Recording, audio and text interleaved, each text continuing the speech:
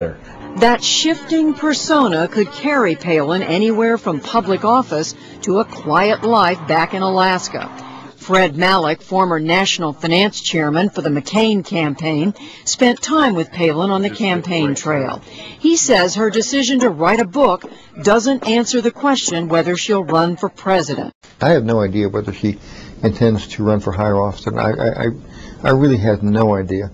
But you have to look at this through the prism of a mother of five with also a grandchild living at home, with mounting legal bills, and a need to create a better life and a secure life for herself and her family. Continetti agrees that money was a strong factor in the decision to write the book. Her advance was reportedly in the millions. She had to pay for a lot of these legal bills arising from the ethical complaints that greeted her when she returned to Alaska. She needed to pay them out of her own pocket. And while the Palins weren't poor, they weren't exactly rich either. Well, now she's rich. Some of the book's harshest words are reserved for McCain campaign senior staffers, who Palin feels steered her wrong.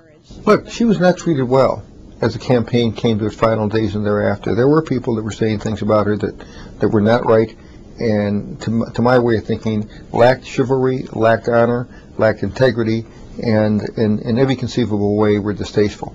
And if she wants to kind of come back on some of that stuff, more power to her. But today, Senator McCain came to his staff's defense. He told Reuters it's time to move on. And then there's the news media. All week, Palin has splashed across TV. Her first big interview was with Oprah Winfrey. My dad's quote, I think it sums it up better perhaps than I'm summing up. He says, she's not retreating, she's reloading. Reloading. Yes. Barbara Walters also sat down with Palin on ABC.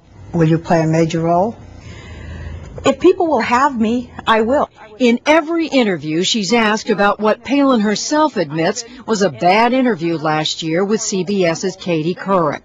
So I'm just going to ask you one more to belabor the point. Specific examples in his 26 years of pushing for more regulation. I'll try to find you some and I'll bring them to you.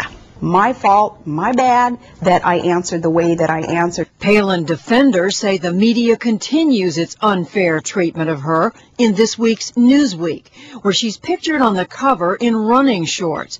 Palin called it sexist on her Facebook page. But conservative David Frum says she has brought it on herself.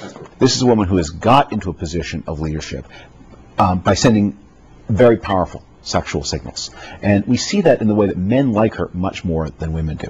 Palin's re-entry comes as the GOP starts to recover from the body blow it took in last year's elections. But Susan Molinari says Palin needs to move beyond the party's base. Neither political party gets to be the majority if all we do is keep that tent very small. Matthew Continetti, a Palin fan, agrees. And the central thing she would do, that I think if she wanted a future in elective office, is to embrace a message that doesn't necessarily, it's not directed toward the base of the Republican Party, but it's directed at the independent voters who determine elections. Fred Malek, another fan, believes Palin can be a catalyst for a Republican comeback. I think for us to be a winning party on the national level, we have to be big enough to encompass Sarah Palin on the right to Olympia Snowe, the moderate, and everybody in between. The answer